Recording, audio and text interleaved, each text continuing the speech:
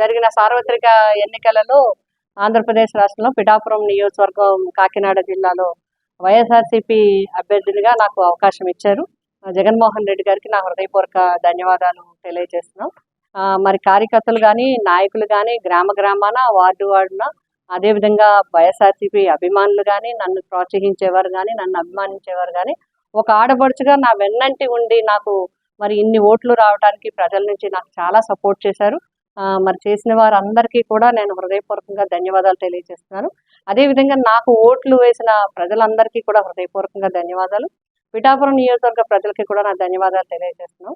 ప్రజా తీర్పుని మేమందరం కూడా గౌరవిస్తున్నాం. ఎందుకంటే ప్రజలు ఇచ్చిన తీర్పుని గౌరవించడం అనేది రాజకీయ పరంగా మా అందరి బాధ్యత. గెలిపోవటం అనేది రాజకీయాల్లో సహజం. ఒక్కొక్కసారి ఒక్కొక్క పార్టీకి గెలుస్తుంటుంది. ప్రజలు ఎవరిని గెలిపించాలనుకుంటే అదే విజయం అవుతుంది. ఆ విధంగా ఇప్పుడు జనసేన పార్టీ నుంచి ఎమ్మెల్యేగా, పిఠాపురం ఎమ్మెల్యేగా ఎన్నికైన పవన్ కళ్యాణ్ గారికి హృదయపూర్వకంగా శుభాకాంక్షలు తెలియజేస్తున్నాం. ప్రజల ఆకాంక్షలకు అనుగుణంగా తప్పకుండా ఈ నియోజకవర్గ అభివృద్ధికి కృషి చేస్తారని ఆశిస్తున్నాం. మరి మా పార్టీ పరంగా కూడా నాయకులు, కార్యకర్తలు, పెద్దలు అందరూ కలిసి, అభిమానులు అందరూ ఈరోజు ప్రజాప్రతినిధులు అందరూ కూడా మాట్లాడుకోవడం జరిగింది. ఇప్పుడు ప్రతిపక్షంగా మా బాధ్యత కార్యకర్తలందరికీ కూడా ఎప్పటికప్పుడు వారిని అండగా ఉండటము, అదేవిధంగా ప్రజలకి ఏమన్నా అవసరం ఉంటే, మా అవసరం ఉంటే వారికి అందుబాటులో ఉండటం అనేది మా ప్రధానమైన బాధ్యత. ఆ విధంగా మేము ఎప్పుడూ కూడా మా ప్రతిపక్ష బాధ్యతను పోషిస్తూ రాజకీయ నాయకులుగా ఎప్పుడూ ప్రజలకి అందుబాటులో ఉండే విధంగా ఉండటం అనేది మేమందరం కూడా మాట్లాడుకోవడం జరిగింది. రాబోయే భవిష్యత్తు కార్యక్రమాలు, పరిస్థితులు, అక్కడ ఉండే కార్యక్రమాలు బట్టి మేము నిర్ణయించుకుని ముందుకు వెళ్ళటం జరుగుతుంది. ఈరోజు రాష్ట్రంలో ఎన్నో చోట్ల వైఎస్ఆర్ కాంగ్రెస్ పార్టీ నాయకులపైన, వైఎస్ఆర్ కాంగ్రెస్ పార్టీ యువజన విభాగం నాయకులపైన తెలుగుదేశం పార్టీ వాళ్ళు దాడులు చేస్తున్నారు. ఆ దాడులను కూడా నేను తీవ్రంగా ఖండిస్తున్నాను. ఎందుకంటే ఇవన్నీ మేము ఊహించనేటివి కాదు, మేము కొత్తగా చూస్తానేటివి కాదు. కానీ ఒక బాధాకరమైన విషయం ఏమరా అంటే, వైఎస్ఆర్ కాంగ్రెస్ పార్టీ అధికారంలో ఉన్నప్పుడు ఏ ఒక్క దాడి కూడా మేము చేయలేదు. ముఖ్యంగా ఈ నందికొట్కూరు నియోజకవర్గంలో మీరే చూసుకోండి, తెలుగుదేశం పార్టీ వాళ్ళపైన అక్రమ కేసులు కానీ, తెలుగుదేశం పార్టీ వాళ్ళపైన దాడులు కానీ వైఎస్ఆర్ కాంగ్రెస్ పార్టీ ఏ రోజు కూడా చేయలే. కానీ ఈరోజు అధికారంలోకి వచ్చి రాకముందే ఇక్కడ ఉన్న ప్రజలను భయపించాలా, నాయకులను భయపియాలా, వైఎస్ఆర్ కాంగ్రెస్ పార్టీ వాళ్ళని భయపియాలా, ఇక్కడ ఉన్న వ్యాపారాలన్నీ లాక్కోవాలా, కాంట్రాక్టర్లను బెదిరించాలా, జరుగుతున్న వర్కులను ఆపాలా, ఇటువంటి ఉద్దేశాలతో కొంతమంది వ్యవహరిస్తున్నారు. కాబట్టి ఇవన్నీ కూడా మంచిది కాదు. ఆ పద్ధతి మార్చుకోవాలా. ఎందుకంటే కానీ ఒకవేళ ఇదే పునరావృతం అవుతుందని అనుకుంటే కానీ ప్రజల్లోనే తిరుగుబాటు అనేది ఖచ్చితంగా మొదలవుతుంది. ఆ రోజు వైఎస్ఆర్ కాంగ్రెస్ పార్టీ కార్యాచరణ కూడా చాలా బలంగా ఉంటుంది. ఈరోజు ముఖ్యంగా మీకు అందరికీ మరొక ముఖ్యమైన విషయం ఏమిటో తెలియజేసుకునేదంటే, నా శక్తికి మించి, నాకు ఎటువంటి ప్రోటోకాల్ లేకపోయినప్పటికీ నా శక్తికి మించి కార్యకర్తల కోసం పనిచేసిన, కార్యకర్తలను ఆదుకున్న, వైఎస్ఆర్ కాంగ్రెస్ పార్టీ కోసం పనిచేసిన. గుర్తుపెట్టుకోవాల్సిన విషయం ఏమరా అంటే, ఎటువంటి ప్రోటోకాల్ లేకపోయినా కూడా నా శక్తికి మించి నేను పనిచేసిన. అంతేకాకుండా ఈ నందికొట్కూరు మున్సిపాలిటీ పరిధిలో కూడా నేను ప్రజలకు వివరించి చెప్పుకోవాల్సినటువంటి బాధ్యత ఉంది. 2014 నుంచి 19 వరకు తెలుగుదేశం పార్టీకి అధికారం ఇచ్చినారు. అధికారం ఇచ్చిన రోజు వాళ్ళు చేసినటువంటి డెవలప్మెంట్ ఎంత, 2019 నుంచి 24 వరకు దాంట్లో కూడా మా మున్సిపాలిటీ ఏర్పడి ఆలోచన చేయమని చెప్పి కోరుతున్నా. ఎందుకంటే కానీ ఈరోజు ఓడిపోయినామనే బాధ కన్నా మాకు ఎక్కువ ఏమనిపిస్తుందంటే, ప్రజలు ఎక్కడ మమ్మల్ని చెడుగా అనుకుంటారో అనే ఆలోచననే మాకు ఎక్కువగా ఉంది. ఎందుకంటే కానీ మేము రాజకీయాల్లోకి వచ్చినప్పుడు మాకు ఏ పార్టీ అండలేదు. ఆ రోజు అనవసరంగా కేసులు పెడుతుంటే, జైళ్ళల్లో ఉన్నప్పుడు మమ్మల్ని పరామర్శించేదానికో, మమ్మల్ని చూసిపోయేదానికి ఎవరైనా వస్తే వాళ్ళపైన లాఠీ చార్జీలు జరిగిన రోజు కూడా మేము ఏ రోజు బాధపడలే. కానీ ఈరోజు అధికారంలో ఉండి ఈ అధికారాన్ని కోల్పోయే పరిస్థితుల్లో ఓట్లు చూసే టైంలో ప్రజలకు వివరించి చెప్పుకోవాలని చెప్పే అంశాలు చాలా ఉన్నాయి.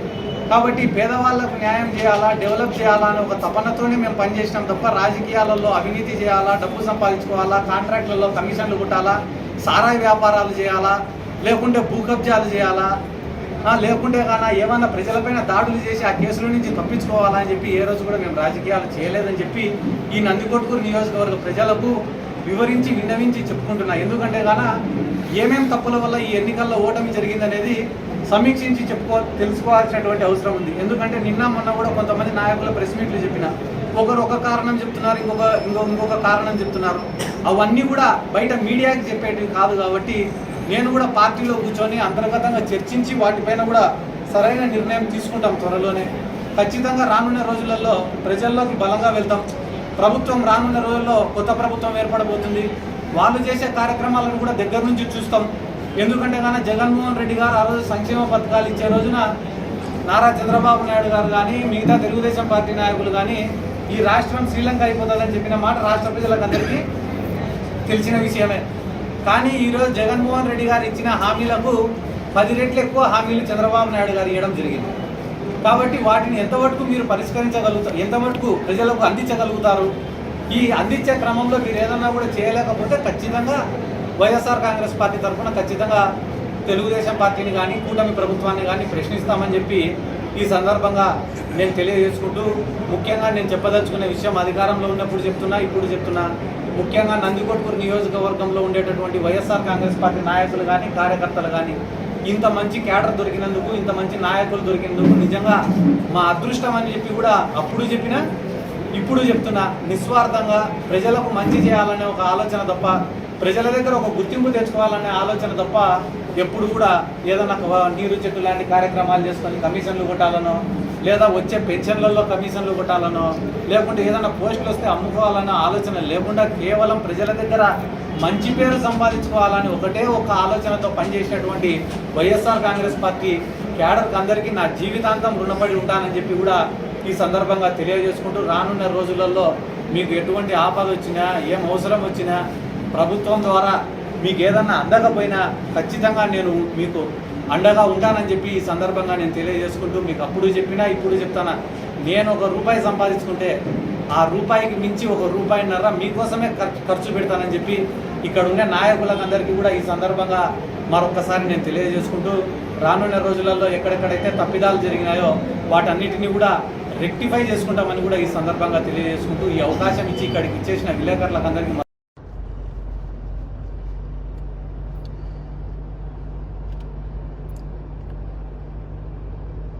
Good evening everyone.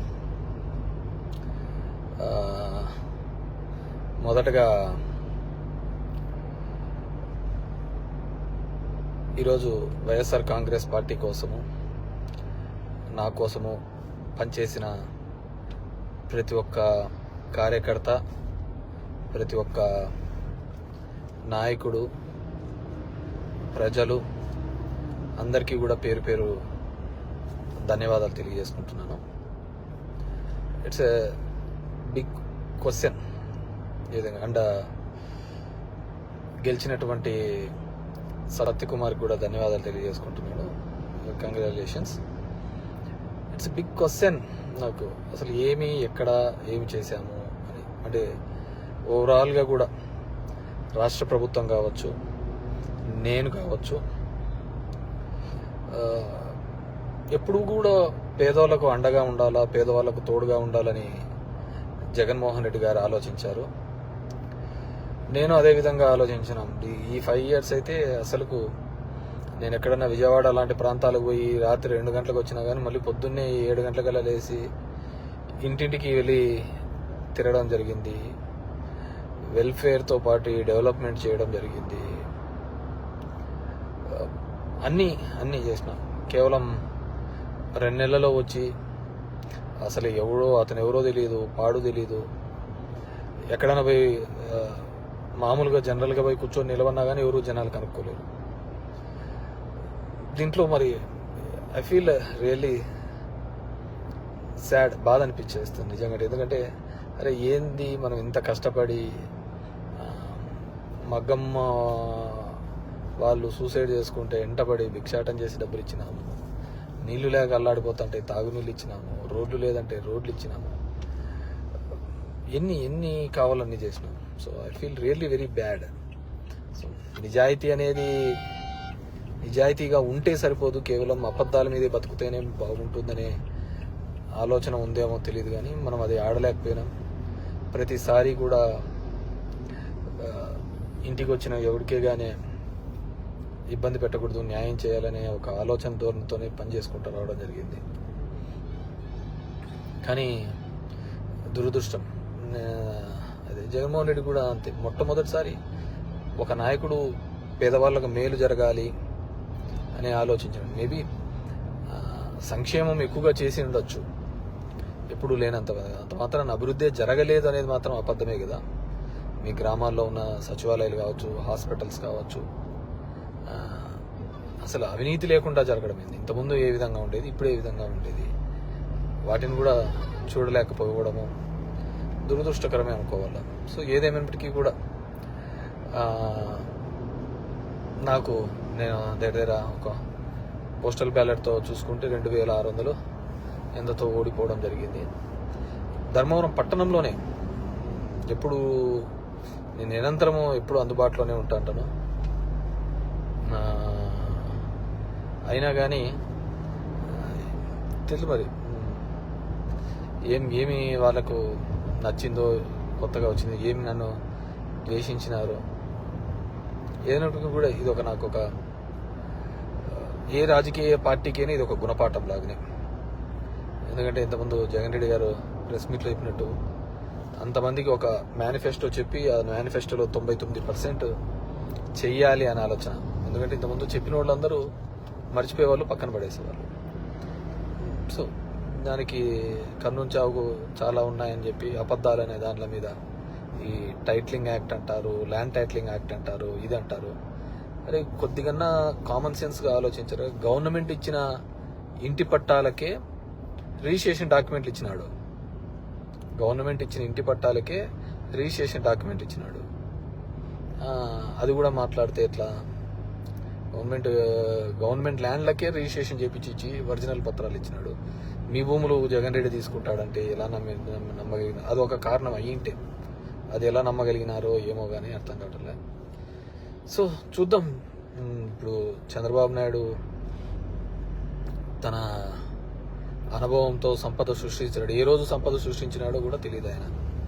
ఆయన ఇంతవరకు ఎప్పుడు సంపద సృష్టించినది, ఎప్పుడు అప్పులు పెట్టి పోయినాడే తప్ప 14 సంవత్సరాలుగా ముఖ్యమంత్రిగా ఉన్నప్పుడు సంపద ఎప్పుడు సృష్టించలేదు అనమాట.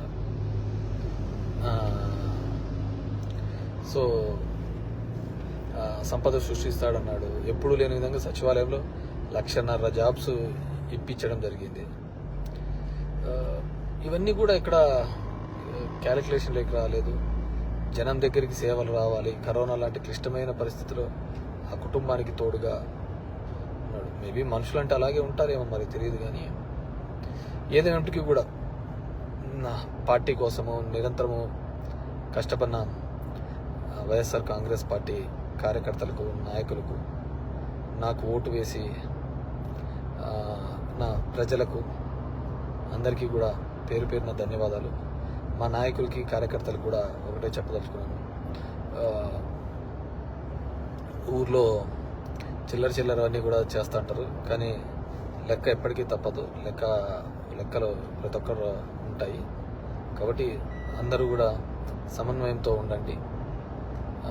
మనం ఎవరికే కానీ చెడుపు చేసినది లేదు, ఇది లేదు. మన గడప శత్రువు తొక్కినా ఆ శత్రువుకు మంచి చేసేది తప్ప చెడు చేయలేదు అనమాట. సరే, కొన్ని అనివార్య కారణాల వల్ల మనం ఓడిపోయి ఉండొచ్చు. ఏదైనప్పటికీ కూడా నాకు మద్దతుగా నిలబడిన అందరికీ కూడా, ప్రతి ఒక్కరికి కూడా పేరు పేరున ధన్యవాదాలు తెలియజేస్తున్నాను. Thank you.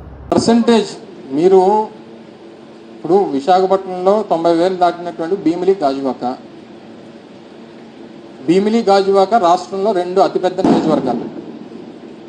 రాష్ట్రంలో అతిపెద్ద నియోజకవర్గం ఫస్ట్ భీమిలి, రాష్ట్రంలో 2వ అతిపెద్ద నియోజకవర్గం గాజువాక. 3,55,000 ఓట్లు భీమిలిలో, 3,35,000 ఓట్లు గాజువాకలో ఉన్నాయి. మీరు పర్సంటేజ్ ఆఫ్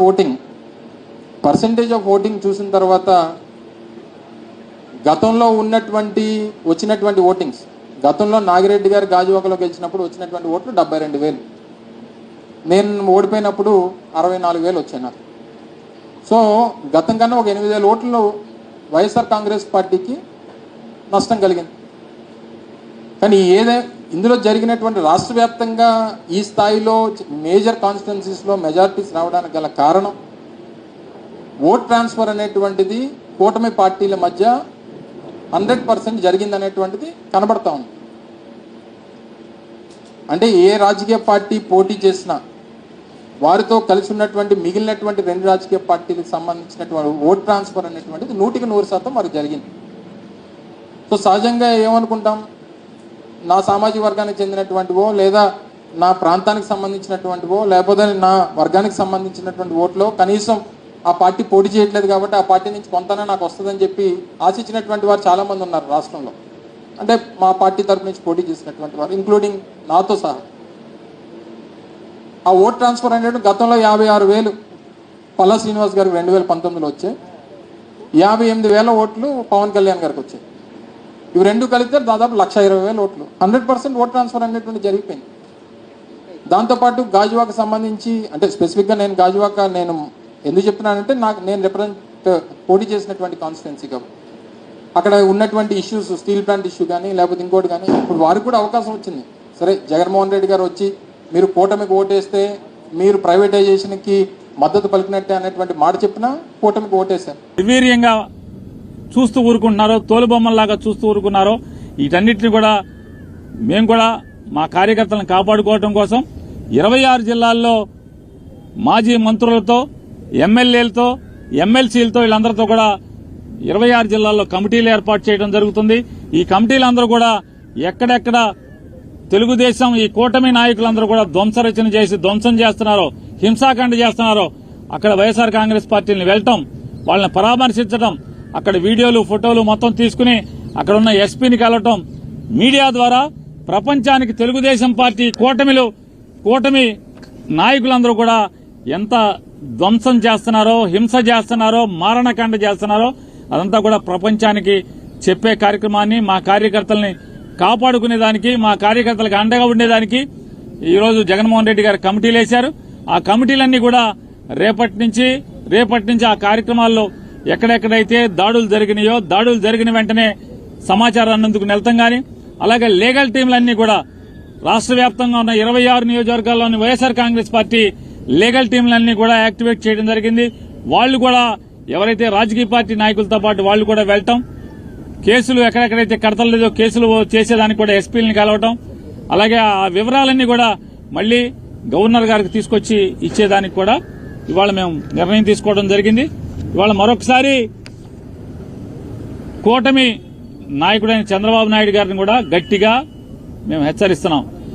ఈ బీహార్ సంస్కృతిని లేదా ఈ వేటాడే అధికారాన్ని అడ్డం పెట్టుకుని ఈ వేటాడేటువంటి ధ్వంసం చేసేటువంటి ఆస్తులు తగలబెట్టేటువంటి లేదా మనుషుల్ని ప్రాణహాని చేసేటువంటి నరికేటువంటి కత్తులతో దాడులు చేసేటువంటి సంస్కృతిని ప్రారంభిస్తే ఖచ్చితంగా దీని పర్యవసానాలు అనుభవించాల్సి వస్తుంది భవిష్యత్తులో అని కూడా చంద్రబాబు నాయుడు గారికి హెచ్చరిక చేస్తూ ఇది మానుకోమని చెప్పని, కట్టిపెట్టమని చెప్పని, అలాగే వారిని గట్టిగా డిమాండ్ చేస్తూ పోలీసును కూడా అధికారులను కూడా మేము డిమాండ్ చేస్తున్నాం.